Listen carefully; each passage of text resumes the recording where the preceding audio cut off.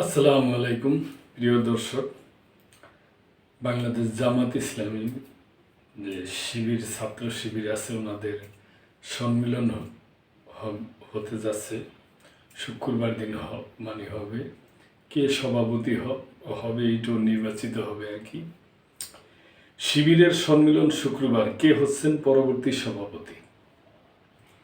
বাংলাদেশ ইসলামী ছাত্র শিবিরের কেন্দ্রীয় সদস্য সম্মেলন 2025 অনুষ্ঠিত হতে যাচ্ছে শুক্রবার। রাজধানীর আগারগাঁয়ে অবস্থিত বাংলাদেশ চীন মৈত্রী সম্মেলন কেন্দ্রে এ সম্মেলন আয়োজন করা হয়েছে। এ সম্মেলনের মধ্য দিয়ে সংগঠনটির 2026 মেয়াদের নতুন কেন্দ্রীয় সভাপতি নির্বাচিত হবেন।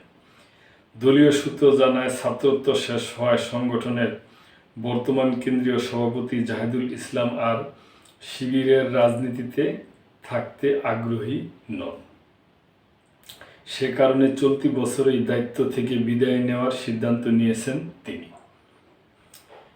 গঠনতন্ত্র অনুযায়ী সারা দেশ থেকে আসা কয়েক হাজার সদস্যর সরাসরি ও গোপন ভোটে নতুন সভাপতি নির্বাচন করা হবে। নির্বাচিত সভাপতি পরবর্তীতে একজনকে সেক্রেটারি জেনারেল হিসাবে মনোনীত করবেন। এদিকে সম্মেলনকে ঘিরে সভাপতি পদে একাধিক নেতার নাম জোরালোভাবে আলোচনায় রয়েছে। শীর্ষ পদটির দৌড়ে সবচেয়ে এগিয়ে আছেন সংগঠনের বর্তমান সেক্রেটারি জেনারেল নুরুল ইসলাম সাদ্দাম। এছাড়া সম্ভাব্য প্রার্থীদের তালিকায় রয়েছেন কেন্দ্রীয় দপ্তর সম্পাদক ও ঢাকা বিশ্ববিদ্যালয় শাখার সাবেক সভাপতি শিবগাতুল্লাহ, কেন্দ্রীয় প্রচার সম্পাদক আজিজুর রহমান আজাদ এবং কেন্দ্রীয় প্রকাশনা সম্পাদক ও ডাকসুর ভিপি সাদিক কাই। তবে সংগঠনটির ইতিহাস পর্যালোচনা করলে দেখা যায়, ছাত্র শিবিরের রাজনীতিতে সাধারণত সেক্রেটারি জেনারেলেরই পরবর্তী সময়ে কেন্দ্রীয় সভাপতির দায়িত্ব পান।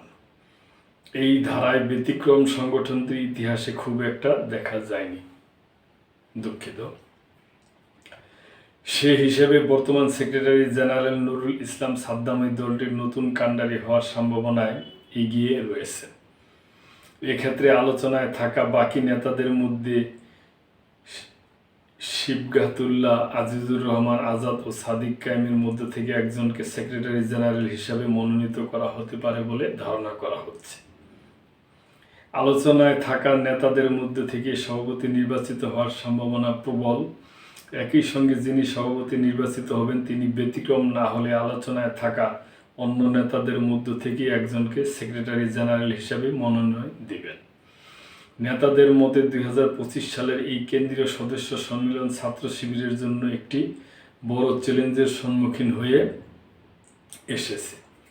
সামনে জাতীয় নির্বাচন থাকায় তরুণ ভোটারদের একটি বড় অংশকে আকৃষ্ট করতে মেধাবী, কৌশলী ও সময়োপযোগী নেতৃত্ব প্রয়োজন। পাশাপাশি বৈষম্যবিরোধী ছাত্র আন্দোলনের পরবর্তী রাজনৈতিক বাস্তবতায় ছাত্র রাজনীতির নতুন ধারায় নিজেদের অবস্থান সুসংহত করাও নবনির্বাচিত কমিটির অন্যতম প্রধান লক্ষ্য হবে বলে মনে করছেন সংগঠনের সংশ্লিষ্টরা। তো প্রিয় দর্শক, এ ব্যাপারে যদি আপনাদের কোনো মন্তব্য থাকে অবশ্যই করবেন এবং মেম্বারশিপ নিয়ে আমাদের পাশেই থাকবেন। আল্লাহ হাফেজ।